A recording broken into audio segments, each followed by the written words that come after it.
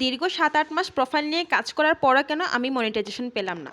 বাধ্য হয়ে কেন আমাকে আবার পেজ নিয়ে কাজ করতে হচ্ছে? কয়েকদিন ধরে পান্তা ভাতকে ভীষণ মিস করছিলাম। খেতেও খুব ইচ্ছে করছে। যার কারণে আজকে সকালে কিছুই নাস্তা বানাইনি। একদম সরাসরি পান্তা ভাত নিয়ে বসে পড়েছি। কালকে যেহেতু মাছের ঝোল রান্না করেছিলাম, সেখানে কিছু বেঁচে গিয়েছে। যেটা দিয়ে হচ্ছে আজকে ব্রেকফাস্টটা সেরে নিলাম। পান্তা ভাত খেতে কিন্তু খুবই ভালো লাগে, খুবই মিস করছিলাম। আগে যখন ছোট ছিলাম, স্কুলে যেতাম, কোচিং করতাম, তখন হচ্ছে প্রাইভেট থেকে এসে তাড়াহুড়ো করে মা পান্তা ভাত খাইয়ে দিত। এতে করে শরীরও ভালো থাকতো আর খিদাও মিটত। এটাই ছিল ওর স্কুল জীবনের রোজকারের ব্রেকফাস্ট।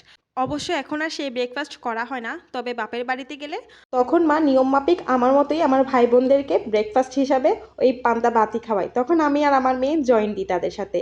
যাই হোক, পান্তা ভাত খেয়েছি, সাথে একটু চা না খেলে আমার ভীষণ মাথা ধরে। যাই হোক, আজকে আমি আমার ব্লগটাতে কিছু দরকারি কথা শেয়ার করব। কিছু দিদি আমার কাছে জানতে চেয়েছেন, আমি তো আগে আমার প্রোফাইল নিয়ে কাজ করেছিলাম, ব্লগিং করেছিলাম, তবে কেন আমি মনিটাইজেশন পেলাম না? কিছুদিন আগে তো যারা প্রোফাইল নিয়ে কাজ করেছে তারা মনিটাইজেশন পেয়েছে, তবে আমি কেন পাইনি? কেন পাইনি সেটা অবশ্যই বলবো।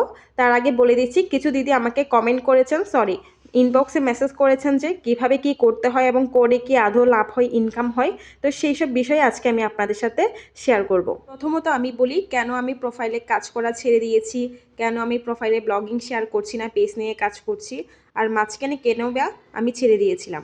তো সব কিছু মূলে ছিল আমার এই প্রোফাইলটা। আমার এই প্রোফাইলটা আমি একটা ভুল কারণবশত প্রফেশনাল মোডটা অন থেকে অফ করে দিয়েছিলাম। তো যেসব দিদিরা এখন অবধি প্রোফাইল নিয়ে কাজ করছেন তারা ভুলেও এই প্রফেশনাল মোডটাকে অন অফ করবেন না। এতে করে আপনার যে ওয়াচ টাইম, আপনার যে ফলোয়ার, সব কিছু একদম কেটে নিয়ে যায়। তো এটাই ছিল আমার মূল কারণ।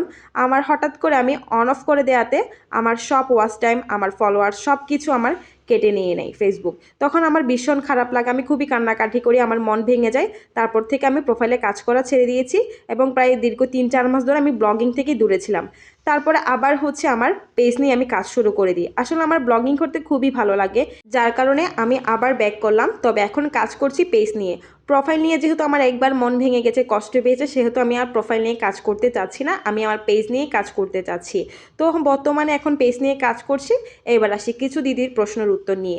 কিছু দিদি বলেছেন যে আদৌ এই ব্লগিং করে কোনো লাভ হয় কিনা, আর যারা আমার মতো ছোট ছোট ইউজার ব্লগ আপলোড করছেন, রিলস আপলোড করছেন, কোনো ভিউস হচ্ছে না, তো তাদেরকে বলবো, প্রথমত শুরুর দিকে আপনাকে কেউ চিনবে না, আপনাকে কেউ জানবে না, তখন আপনাকে কন্টিনিউয়াসলি রিলস এবং ভিডিও আপলোড করে যেতে হবে। একসময় দেখবেন রিলস এবং ভিডিও আপলোড করতে করতে আপনার পরিচয়টা গড়ে উঠবে, তখন ফেসবুক অটোমেটিকভাবে আপনার ভিউস এবং ফলোয়ার্স সেটা বাড়িয়ে দিবে। এবার আসি কিছু প্রশ্নের উত্তর নিয়ে, সেটা হচ্ছে ফেসবুক কোন কোন কন্টেন্ট, ভিডিওস কিংবা রিলসগুলো ভাইরাল করে।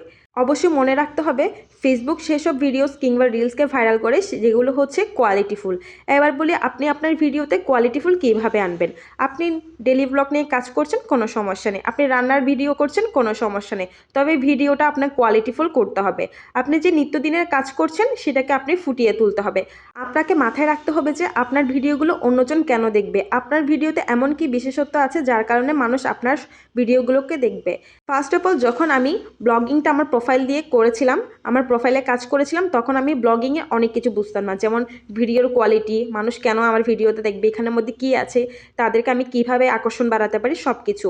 তো আমি যখন ফ্রিল্যান্সিংয়ের সাথে যুক্ত হই তখন আমি ভিডিও এডিটিং, তারপর হচ্ছে এই ভিডিওটাকে কীভাবে ফুটিয়ে তোলে ইত্যাদি ইত্যাদি জানতে পারি, যার কারণে এখন আমি নতুনভাবে আবার পেজে কাজ শুরু করেছি। জানি না কতদূর যেতে পারবো, তবে আমি কন্টিনিউয়াসলি করে যাচ্ছি এবং ডেইলি পেজের মধ্যে 6-7টা রিলস আপলোড এবং ডেইলি একটা করে ভিডিও দেওয়ার চেষ্টা করছি, দেখি ফেসবুক কতটা কি করে। ফেসবুকে কন্টেন্ট কিংবা ভিডিও নিয়ে সাফল্য অর্জন করার মূল মন্ত্র হচ্ছে আপনাকে রেগুলারিটি মেনটেন করতে হবে। আপনাকে রেগুলার পোস্ট এবং ভিডিও, রিলস এসব আপলোড করে যেতে হবে। আপনি যদি এসব রিলস আপলোড না করেন, আপনি কি মনে করছেন আপনার একটা ভিডিও, আপনার একটা রিলস দিয়ে আপনি ভাইরাল হয়ে যাবেন? তাই আপনাকে প্রতিনিয়ত কাজ করে যেতে হবে এবং ফেসবুকের সাথে কন্ট্যাক্ট করতে হবে। ফেসবুকের সাথে কন্ট্যাক্ট কীভাবে? যেমন আপনার মতো আর অনেকেই ব্লগিং করছে, অনেকে রিলস করছে, তাদেরগুলোকে সাপোর্ট করতে হবে। তাদেরকে সাপোর্ট করার ফলে কি হবে, তাদের কন্টেন্টের সাথে কিংবা তাদের ভিডিওর সাথে আপনার একটা সংযোগ হচ্ছে, আর আপনার সাথে যে অন্যদের সংযোগ হচ্ছে, এটা কিন্তু ফেসবুক অ্যালগোরিদম খেয়াল রাখছে। আপনি কি কি কমেন্ট করছেন, আপনি কিভাবে অন্যকে সাপোর্ট করছেন সব কিছু অ্যালগরিদমে দেখা যাচ্ছে। সেহেতু আপনি আপনার পেজ বা প্রোফাইল নিয়ে যেটা দিয়ে কাজ করছেন সেটা দিয়ে অন্যের আইডি কিংবা অন্যের ভিডিওতে কোনো রকম খারাপ মন্তব্য করবেন না, কোনো উস্কানিমূলক কমেন্ট করবেন না, কারণ ফেসবুক অ্যালগরিদমে সব কিছু নজরে রাখছে। আর আজকে আমি আপনাদের সাথে যেসব টিপসগুলো শেয়ার করেছি অবশ্যই আপনারা মেনে চলার চেষ্টা করবেন যারা প্রোফাইল এবং পেজ নিয়ে কাজ করছেন। আর আমি তো অবশ্যই মেনে চলার চেষ্টা করছি, কারণ আমিও চাচ্ছি গ্রো করার জন্য।